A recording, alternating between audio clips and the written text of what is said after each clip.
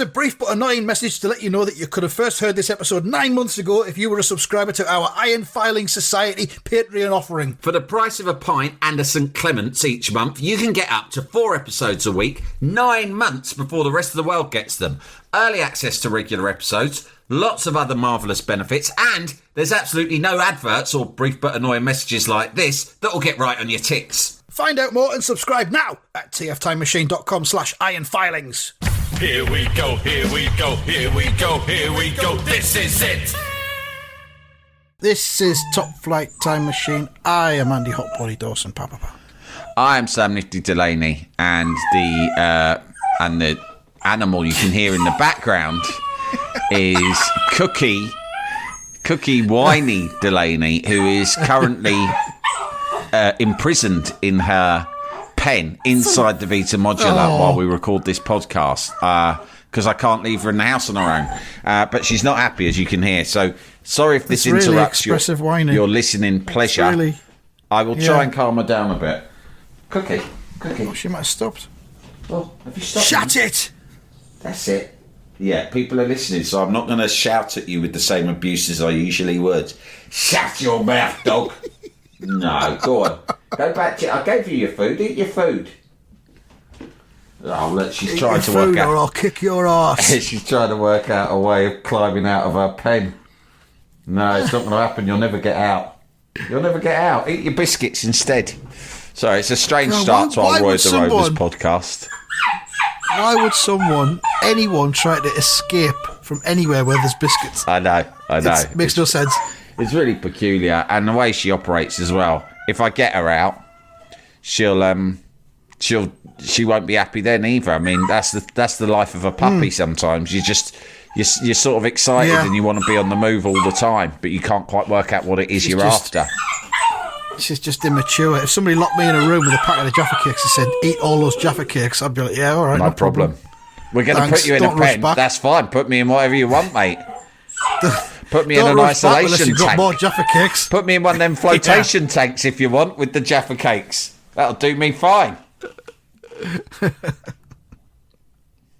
That reminds me of last night. Do you see the new Britpop documentary series that started on Channel 5? It's a 4-part series, and each episode's an hour and a half long. Wow, this sounds good. What's it on? Britpop. What's it on? Channel 5. Channel 5. Channel 5. Sunday nights.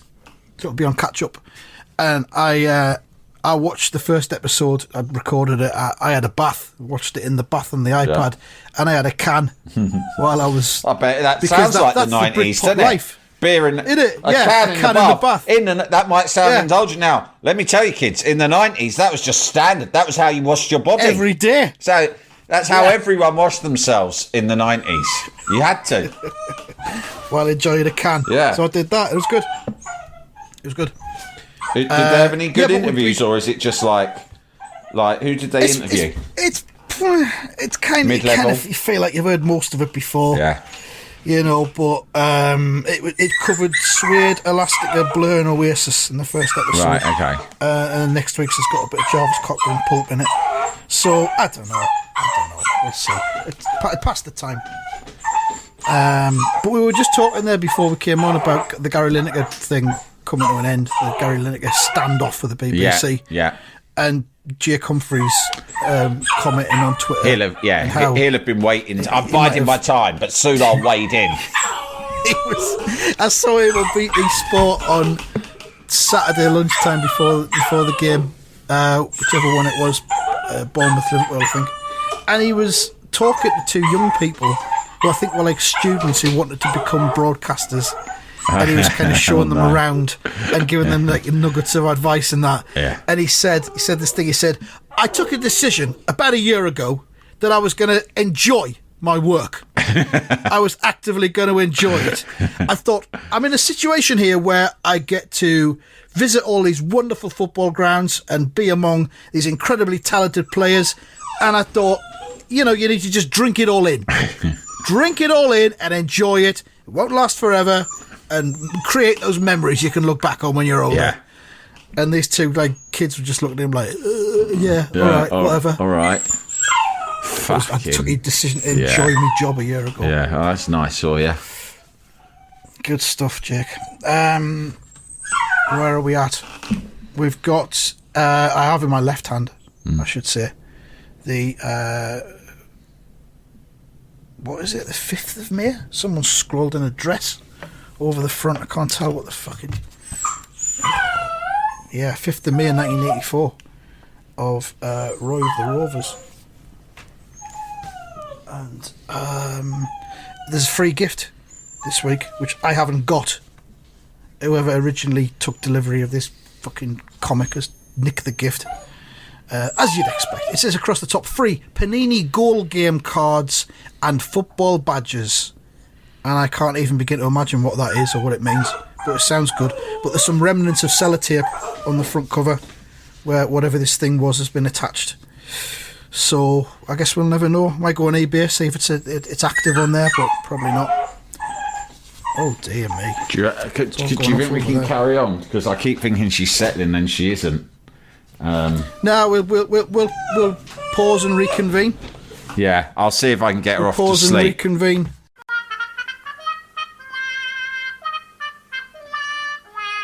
And we're back, and I assume that the dog has been relocated. Not permanently, just for now. The dog's been sent to a farm where it's going to feel much more settled. Much happy. Lots more space to run around and expend energy. Lots of other dogs and surrounded by nature. And I think it'll just be better this way. No, the dog's. It's actually. I mean, this is time traveling. Top Flight Time Machine. We're the next day, and there are now other humans in my house who can oversee the dog and his wacky and her wacky antics. Is the only way I can describe it. To him, to her, there in the space of a few seconds. I got a cat. That's a him. I got a dog. That's a her. I muddle up the genders non-stop. I muddle up the names non-stop. I get them muddled up with the kids' names. It's a fucking minefield, mate. It's been a lot to take on in one go, mate. It really has. Too many living things all under one roof, in a way. Yeah. I've just... this morning I've been down to my ex-wife's house because she's gone away for work for a couple of days. So me and the kids always feed the cats when she's away. So I go down this morning and give the cats their breakfast. They were just demented because they normally get fed about 7 a.m. and this was like 8:20. So they were just demented.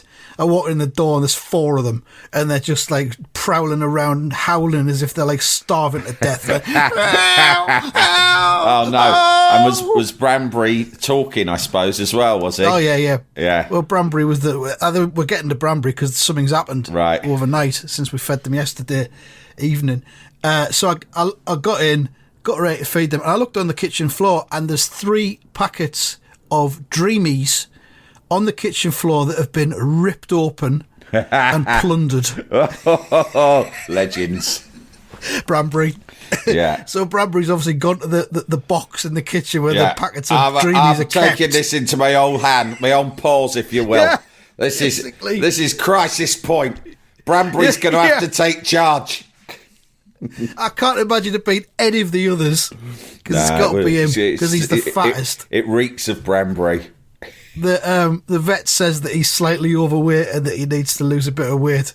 So I don't know how you do that because he has like 2 meals a day, but they're both like 8 hours long. You know what I mean?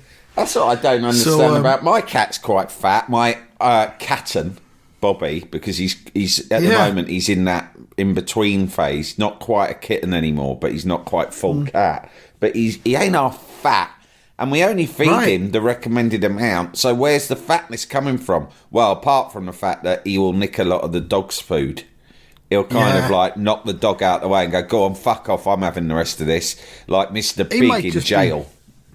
He might just end up being one of them big cats that are just like, let's say, big boned, but enjoy their grub. He's got a big wobbling. That's what Branbury is. That hangs down underneath him. Do you know the sort I mean? Yeah. You've seen him, haven't you? That's Branbury. A big furry belly that dangles down and almost like skims the floor as it's walking along. And it's only like 6 months old. I reckon Branbury's about the same weight as Oscar is. Yeah. And Oscar's a dog. You know. And they're very unapologetic about it, cats, as well. They're like, what's your fucking problem? What you looking at? Yeah, you're not so fucking sexy yourself. Don't fucking knock it. All the lady cats around here fucking love a bit of this. No complaints. A bit of fucking girth about me. Gives me presents. Oh, so yeah, he's decimated 3 packets of Dreamies overnight. Well, that's bad for him. That's too much. All I can say is, well, probably there'll be some vomit somewhere in the house, but I haven't checked. Yeah. But I mean, she's basically been away for a day, and they've gone feral. They've just gone right. Like you say, take a matter in our own hands. That's what fucking Cookie does when my wife because she's obsessed with my wife. Right, she's obsessed.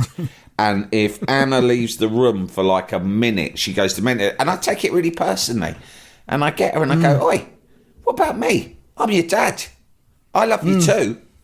You can't get by for 5 minutes without her in the room. And she's just like, don't be daft. You can't look after me. Don't be stupid. When she's gone, anything could happen here. You should be as scared as I am that she's gone. And I go, well... That's dead weird, because I've got a mate who's got a cockapoo, and they've got the same thing with him and his missus. He jumps up on her knee and just needs to be cuddled. Yeah, they call them Velcro dogs. The thing is, there's lots of good things about a cockapoo, but they call them Velcro dogs because they are fucking needy, and they don't. It's a thing, then. They want affection and that all the time. Yeah. But I've sourced a doggy daycare operative just round the corner from me. Oh, nice one. And I've messaged him this morning. And what he does is, and this is all new to me, but he seems to have been on the scene for a while locally, so I think I can trust him. There's a photo of him on his website. He looks all right. I mean, he looks uncompromising. He looks like a man not to be... You wouldn't trifle with him, human or dog, right? That's what you need. And he's got a van. Is this normal? He's got a van, and he turns up at your house between 8 and 9, and he bundles your dog into the back of the van, which is air conditioned and sanitised daily. Oh, nice. And then he drives them out to a field in Surrey, right? Yeah. And then he lets them out in a field for the day, and I don't know what he lets them do. And then he bundles them all back in for about 4ish and drops them back at your house again. So it's very convenient. Drops them back off completely knackered and hungry. Yeah, so do you think that sounds like a good thing? Or is that... sounds to like me, a good thing. That's like... I've not heard of this sort of thing before, but sounds like a good service, doesn't it? I mean, that's what... When Oscar goes to his dog hotel, they go out every day and there's a field. And this is a thing. Field owners hire out their fields by the hour or by the 2 hours to these dog people, and the dogs just turn up and run around in these fields and then fuck off again. I've seen a couple of fields around here that have got that thing going on. Dog people would be a good name for an album, wouldn't it? Dog people. Dog people. Who did it? Who did cat people? Boy. Right. Yeah. Cat people. So me and you, we could. I'm sure we've had other ideas for album titles before, but let's make a note of that. Dog people. Dog people. I feel that's mid-period album title. Is it not a group name more than an album name? Nah, I don't like it as a group name. No. I mean, it would seem like an obvious album name. Dog people as an album. It's a bit like Dog Market as well, which of course was the group they formed in EastEnders with Sharon and Ian. Dog Market. I've forgotten that's what it's called. I think you might have quizzed me on that a while ago, actually. Yeah. I think I did. I'm glad you've told me that phrase Velcro dogs, because that's exactly what Oscar is. Yeah, Velcro dogs. In terms of neediness and attention seeking and just losing his shit if you leave the room. Oh, anyway. So we were looking at the front cover and the free gift. I just need to ask you something. Sorry, this has got nothing to before do we with get the Rovers or dogs. Yeah. Someone sent us a clip of the season finale of Noel's House Party, right? Yeah. Second series, and I haven't looked at it yet. It's amazing, and it's worthy of probably one episode of History Box, because every single noted television celebrity of the era are all inside Crinkly Bottom at once. Nowadays, you'd have to do it on green screen, like they do the Vanity Fair Hollywood issue covers, where they shoot them all separately, but then afterwards they Photoshop them together, right? Yeah. But this was This was sort of like, do you remember that ad for the BBC music coverage, Perfect Day? So, Yeah. It's sort of like that, but before that. So whoever made that nicked the idea from Noel, of course. Does it feel like a Band-Aid, but like entertainment? Yes, it's exactly what it is. All in the same room. And there is so much to drink in. And the whole clip is at less than 2 minutes. But Right. there is so much to drink in. I mean, we could actually get a year's worth of episodes out of it, but we'd have to try and limit ourselves, right? Jalapeño. Jalapeño. There's so many different people, and every time you watch it, and yes, I have already watched it 3 times today. So thank you to, who was it? Darren Vingo for bringing it to our attention. Right. Every time you watch it, you spot something new. But anyway, he's someone else. I tweeted something about it. Someone said, pointed out Pat Sharp's in it, right? Everyone's in it, mate. Even Captain Birdside's in it, right? I've seen someone just say that Laurie McMenemy's in Laurie it. McMenemy's in it. Yeah, don't worry about that. Big Mac and Cheese is there. He Course was he like, is. you know, like Cher was on the Live Aid day. Like, how do I get involved in this? That was McMenemy fucking heard about it, and he's put a call in. Hey, I've heard there's something going on for the season finale of Noel's house party. Well, I haven't been invited. He's on to his agent. Well, can you make a few calls? Because it's going to look remiss if I'm not there. I need my face at these sorts of things. Keep myself relevant. I'm looking at it now with the volume off, and it just begins with, oh, the volume's come on. 2 of the fellows in the bill with Laurie McMenamin behind them. Yeah. Elmo from Brushstrokes. Yeah. And fucking Gordon Byrne from the Krypton Factor. And Nick Ross coming in behind as well from Crime Watch. Oh my God. It's like, who decided, like, who went in what group? That's the other thing. Because, like, Frank Bruno comes on flanked by Vicky Michelle and Kate O'Hara. Fuck me. This is Friday's episode, surely. Yeah. Captain Birdseye? Yeah, Captain Birdseye is easily, for me, and I need to watch it a few more times, but for me, the most obviously incongruous person is Captain Birdseye. Like, why is... It's the BBC, for starters. He's a corporate fucking... What do you call it, isn't he? Corporate mascot. He can't... Captain Birdseye can't be there hawking his fish fingers. Oh, man. Anyway. This is the BBC. Everything's on a budget. Yeah. Oh, imagine how much this would have cost. Unbelievable. I reckon... 300 quid in a car. 300 quid in a car each. There's about 100 of them, mate. Tell them we're giving them... It's favoured nations. That's what you call it when it's an open... Everyone's like, it's favoured nations. Tell them it's 300 quid in a car. And take it or leave it. There's plenty of other cons who'll take it. Believe me. Listen, Laurie McMenemy would probably do this for free. He's that desperate to stay relevant. Tell him Captain Birdseye's going to be there. They'll do it. And tell McMenemy, if he doesn't want it, we'll call Phil Neal and get him instead. He's fucking chomping at the bit to do it. That'll put a rocket up his ass. That's so good. That's Friday's episode. Anyway, he said, Johnny Boyden just tweeted us and said, I think we can all agree it's a positive that Pat Sharp got through it without commenting on anyone's tits. I've got a vague idea that Pat Sharp has been in the soup recently. Can you explain more to me briefly? He was doing a personal appearance thing, I think at one of these 80s disco night things. Right. And he made a couple of unsavoury comments to a woman who'd won a T-shirt with his picture on it. I think it's something like, that's my only chance of getting on your tits tonight or something, or getting close to your tits or something like that.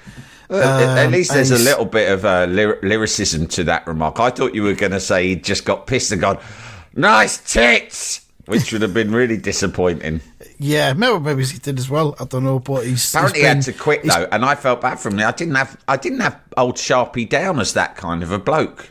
He must have just got carried away. I don't know anything about him. I've always found the mullet to be suspicious. I met him once. And I got work with the two twins on Funhouse. I got him to sign an autograph for my good wife because I went to interview him about something years ago for a TV thing, and at the time he was on, I can't remember, it must have been Capital, and they did the Time Tunnel with Pat Sharp, whoop whoop, and it was just that thing where you had to, it was before the internet, so it made that thing where they play songs and you have to guess what year, and you could actually win money. Right, yeah. It made it. You know, those were good fun. But now you can't do shit like that because everyone would Google it and ruin the fun. But Pat Sharp Time Tunnel, it was our favourite. We used to drive into work in those days in the mornings, listening to Pat Sharp doing the Time Tunnel, and we were huge fans. Right. And I told him this, and he signed a variety of Capital Radio merchandise for my good wife. All right, okay. And I've always been fond of him. And he didn't once ask he didn't once say, "Your wife, got a nice chest on her, has she?" This wife of yours, the one you say is a fan of mine, who was my girlfriend at the time. This girlfriend of yours, young man, because I've only been young man. She's a nice girl. Is she sporty? Sporty, is she? Yeah, I bet she is. A bit busty. Bit busty. Got a nice sort of what we talking? What sort of cut we talking? C, D. Well, I don't know. I don't ask those things. It's sexist to ask. No, it's not. It's women like a confident fellow. You tell her if she ever gets bored of you, old Pat Man's here waiting.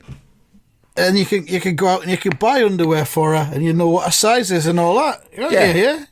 Women love you to buy them knickers and a bra for their birthday. Mark my words, young man. Now listen, you go home tonight and you ask her, and if she won't tell you, simple. When she's in the carsy, pop it. Is she regular? Is her bladder regular? Well, anyway, forget about that. Right, you go in whenever she's distracted. Maybe she'll be in the kitchen grilling your fish fingers for you. When she's distracted, you sneak in the bedroom. You go through her undies drawer, right? You make a quick note. The label saying the size of the bra is usually somewhere on the inside of the strap. Now you make a note of that, and tomorrow you call up old Pat Man and fill me in. Yeah. And also, which is grilling the fish fingers. What kind of grill you got? Is it eye level or is it in the oven? Does she have to bend over when she's grilling your fish fingers? Right? Does she? Well, no. I have one that's above the stove. Yeah. Well, do yourself a favour. Do yourself a favour. Get one of the lower ones. Tell her that something's broken with it. Right. Invest in an oven that's got a grill lower down, so she has to bend over. You'll thank me for it. You'll thank your Uncle Pat for that. Now, don't forget, will you? Don't forget. I want you to call me tomorrow with that bra size. It's very important. Will you remember? Here's my number. In fact, I won't give you my personal number. Call my agent and say that I'll know what it's about. I'll tell you what. Take this. It's a disposable camera, right? Take this, and there's an envelope with my address written on it, and it's already postage is already on it. I want you to go upstairs and take a photograph of all them bras and knickers, and then just put the camera back in the envelope. I'll take it from there. You don't have to take it to Boots or anything. You just put the camera back in the envelope, send it back to your Uncle Pat. Because remember, Uncle Pat's done you a solid here today. I didn't have to grant you this interview. I get millions of interview requests every day. But I like you, and I've done you a favour, and this will help you in your career. So now you have to help me in my, well, not my career, but in my career. It's a hobby. In my hobby and my business. Let's call it my business, because it is my business. It's no one else's. So simply take a picture of your girlfriend's bra and knickers and send it to old Uncle Pat. Keep that in mind. It's my business and no one else's, so keep it to yourself, yeah? It's just between me and you. Let's call you a shareholder. And next time you need a favour, you call me up and I'll remember this. And who knows what doors I could open for you. There's talk they might bring back the Roxy. Yeah, that's right. ITV's alternative to Top of the Pops. And if they do, well, I'm not going to be there every week. I might need to go on holiday or do one of my DJ tours. Who's going to fill in for me? Could be you if you play your cards right. Oh God, we should add that none of that is any kind of resemblance to Pat Sharp. To reality, no. In all honesty, all of those jokes aside, he was actually really nice. That's why I was a bit felt bad about the whole thing. But anyway, we've clarified it and now. I think he's on gardening leave from Greatest Hits Radio. Which, apparently his contract was almost up anyway. His contract was almost up. He'll never want for radio work. He'll find somewhere. There's a lot of those online radio stations now. He'll get something decent. He'll get something decent because the thing is, he's one of those people who's got his own following, and they'll follow him to whatever station he goes to, mate. Yeah, I mean, it's like the likes of Simon Bates. Simon Bates is still working to this day, but he's just not in the Mike Reid is still working. I saw Simon Bates tweet the other day. The Third Man is on BBC Two this weekend. If you've never heard of it, that's fine. I think it's one of the greatest. fine. I think it's one of the greatest Not a movies problem. ever made. Not a problem. I'm not going to make an issue out of it. I'll talk you through it right now. I think it's one of the greatest movies ever made, so please suspend your mistrust of old black and white movies. Do me a personal favour. And watch it. And then Simon Bates, who, let's not forget, used to do the little video at the beginning of video films about this contains sexual swear words. Oh, yeah, he did, and all didn't that. he? Yeah. He says, post-World War II, Vienna, corruption and drugs. That's right. All the good stuff. Yeah. So that was that. What was I going to say? Oh, you watched the Bill Cosby documentary series? It's on BBC at the minute. No. We need to talk about Cosby. It's grim as fuck, but it's really interesting. In terms of what he did that was so good, and then what he was doing at the same time that was just abhorrent.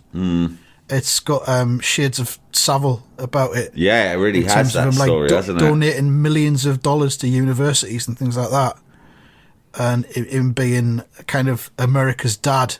Yeah. And doing loads of like educational stuff, but at the same time, but also as well, hiding in plain sight and doing and saying things which were basically saying, I'm up to stuff that you don't fucking know about, and here's what it is. It's Again, really, like Savile. Yeah. It's really, as I said, it's really interesting, but it's really grim as well. Yeah, I won't be watching that. No, okay. It's not. It's like this podcast. It's not for everyone. It's not for everyone. Can't handle that. I tell you what, quickly before we're not going to get through this issue of Roy the Rovers. We've had fun, but we're not going to get through. But I will talk a little bit more about the thing that I said was on the front cover of it at the start of the episode, which is free Panini goal game cards. I don't know if Roy talks about them more. You can buy them in packets of 5 with 2 badges for 20 pence. And what they are, they're just a card. They're like a scratch card. And there's it's a football pitch, and there's a red team and a yellow team for each half, and loads of little circular circles to scratch off. Yeah. And your job is to get to the goal before your opponent does, and you scratch it off, and you might get your team colour, which will be red or yellow depending on what team you are, and then it's the other person's go. If, however, you scratch and there's a football, you get another go, and you've got to navigate your way.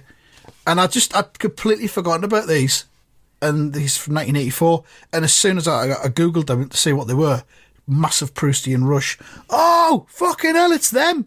I remember them. They were big for about 15 minutes in 1984. Yeah. And that's what it was. It's a great idea, but just to be clear, you probably don't want to be scratching any of them because it's too precious. You're not going to play this now, are you, all these years later? But presumably you can... I haven't got them. They're not here. You can be stopped in your tracks, right? You can be stopped in your tracks, so you could scrape off the wrong one first and it goes, you are tackled. That's it. It's not as simple as... No, it's not as elaborate as that. It's just...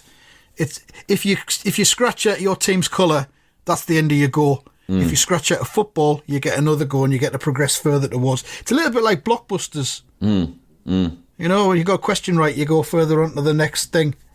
But if you get it wrong, you don't. But you can Google it, Panini Goal Game Cards. So there we are. That's that. And what else is on the front?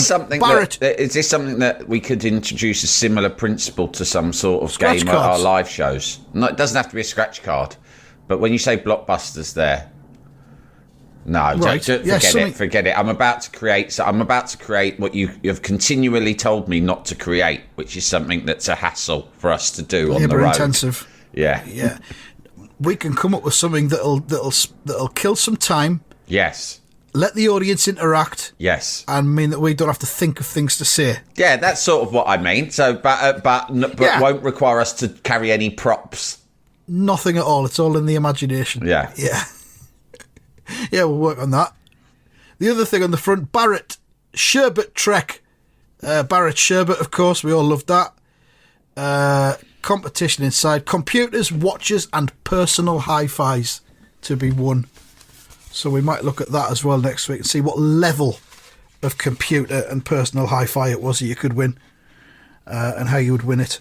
We'll leave it there because there's absolutely no hope of getting through the story. All I will say is there's a big helicopter on the front cover landing on the pitch. So you do well to tune in next time to hear about what's going on there. Yeah, and we won't be posting the pictures until next week. So there you go.